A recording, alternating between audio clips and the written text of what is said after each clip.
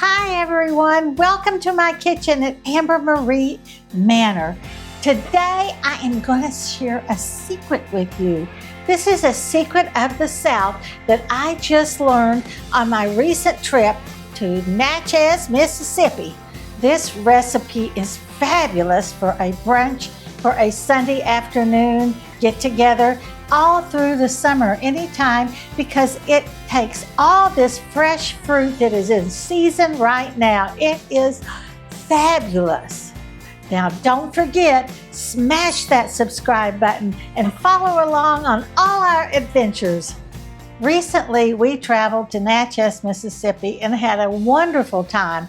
We stayed at this fabulous bed and breakfast, and we sat down for breakfast the first morning, and our hostess served us this wonderful fruit salad.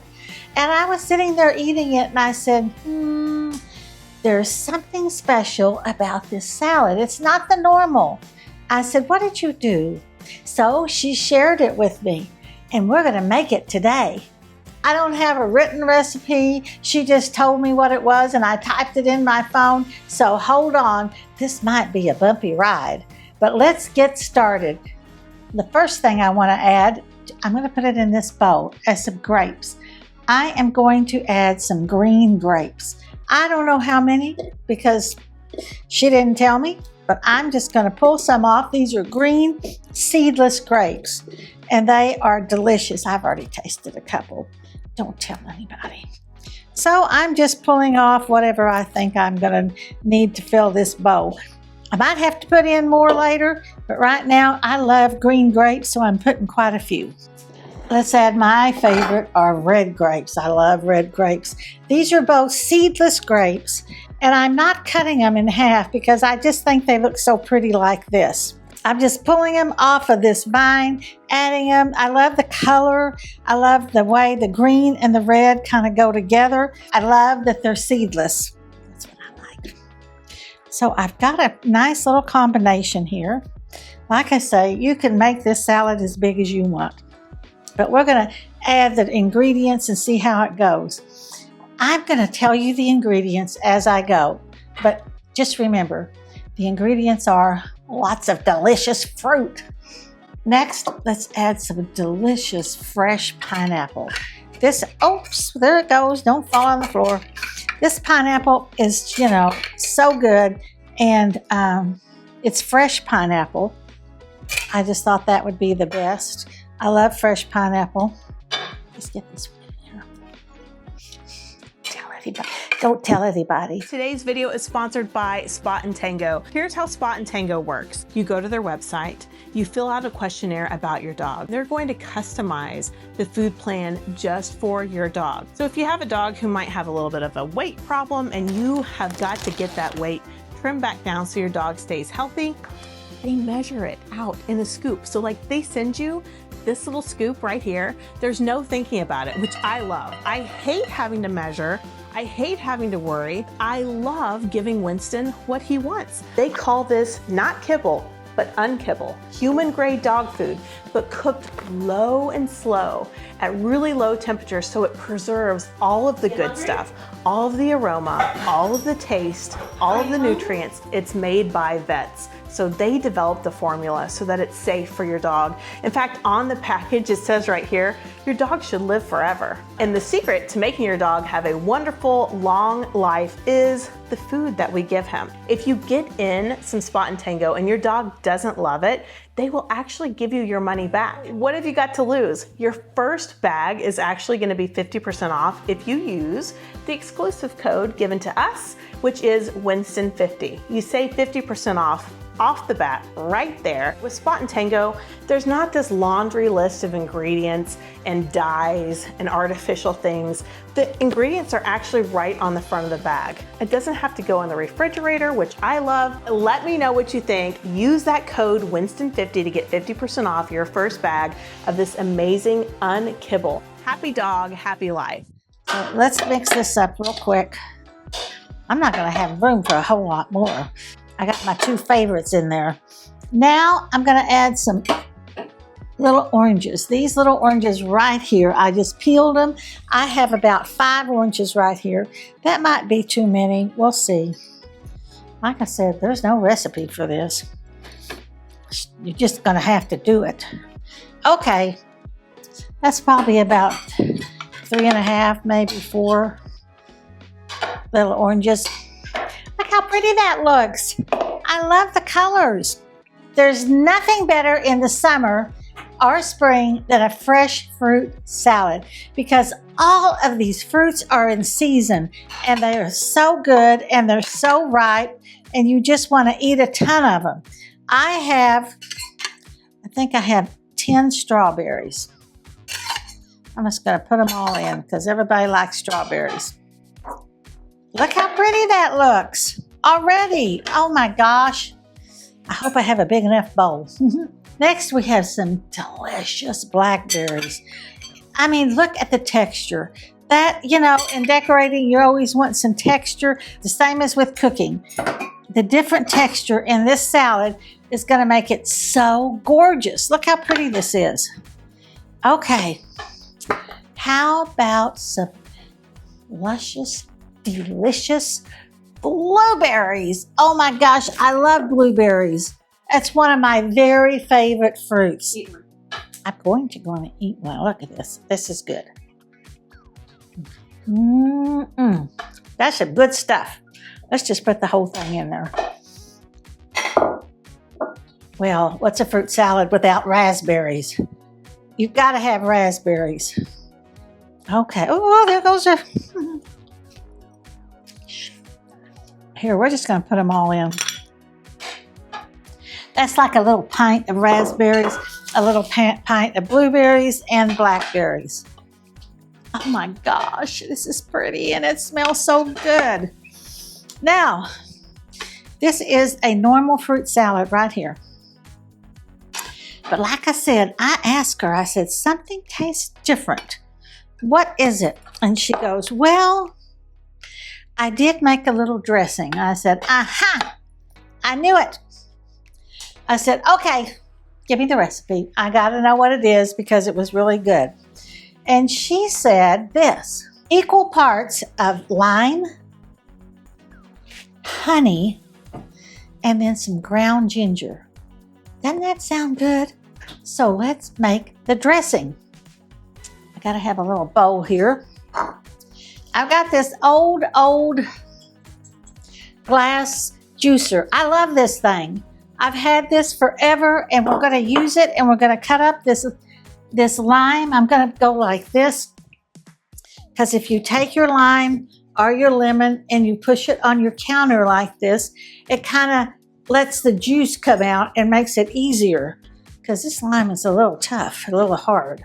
Let's take and cut this little cute green lime, not just my shirt, in half.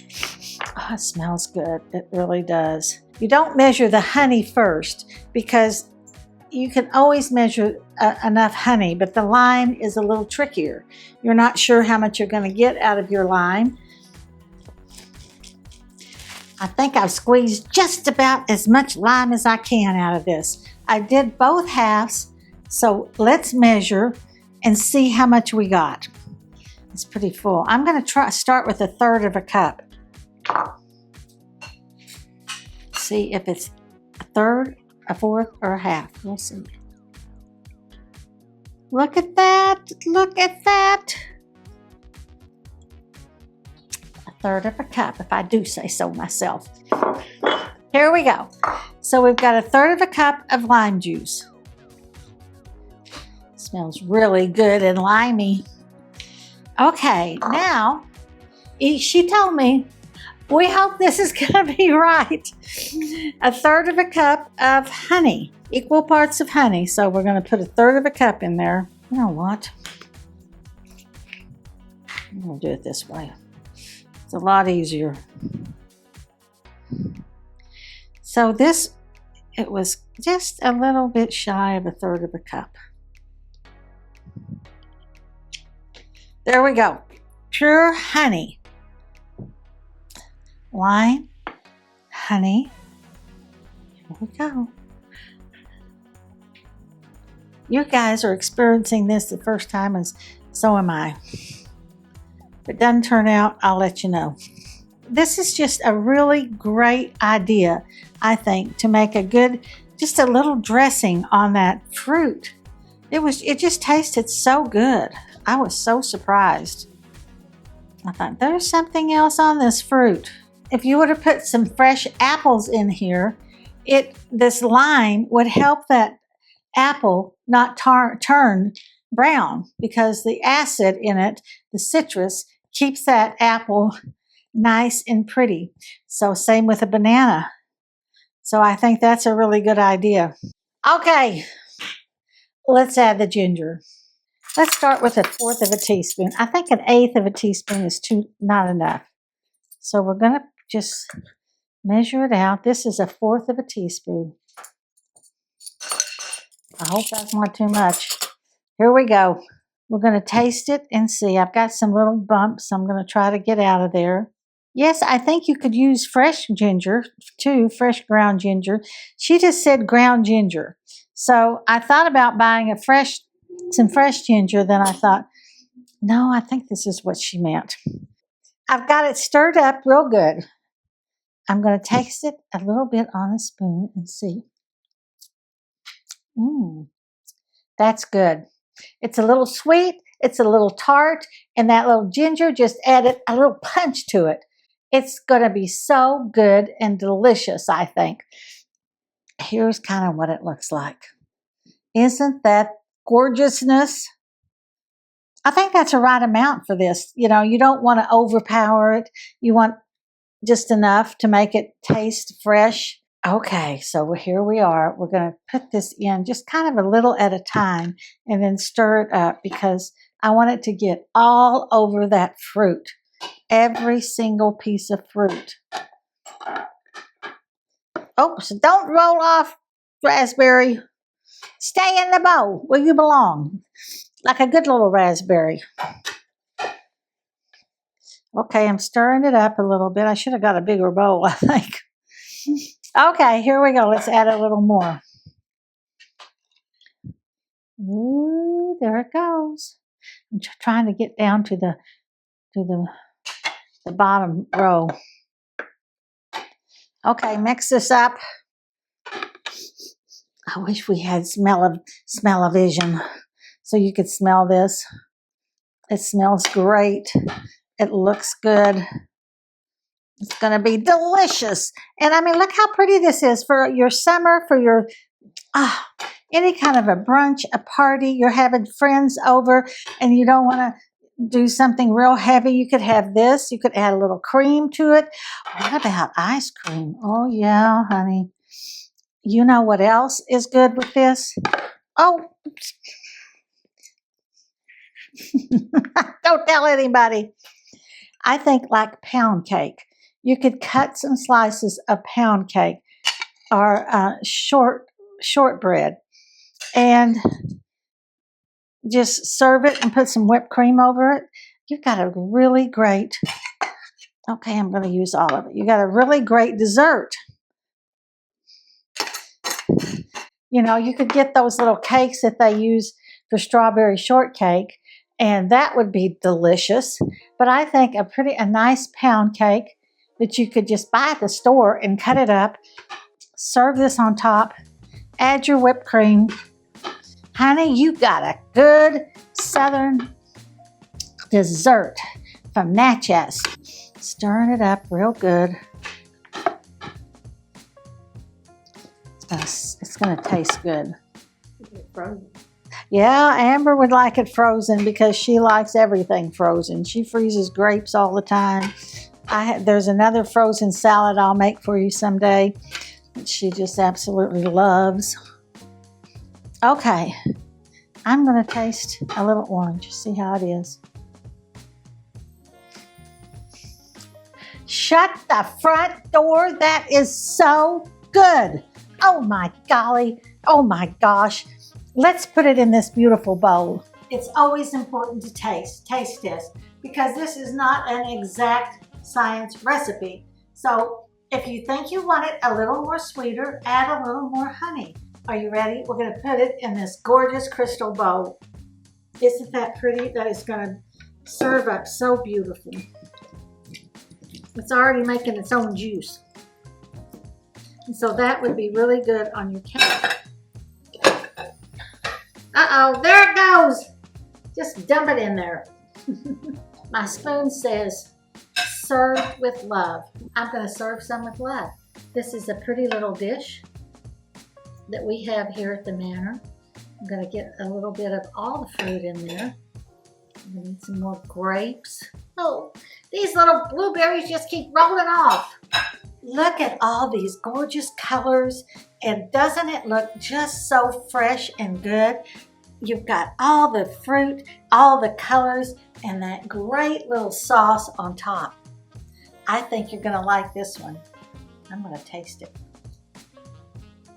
Yeah, that's good stuff. This is my secret of the South that I learned on my trip to Mississippi. I love it, and I hope you enjoy it too. Here's to you.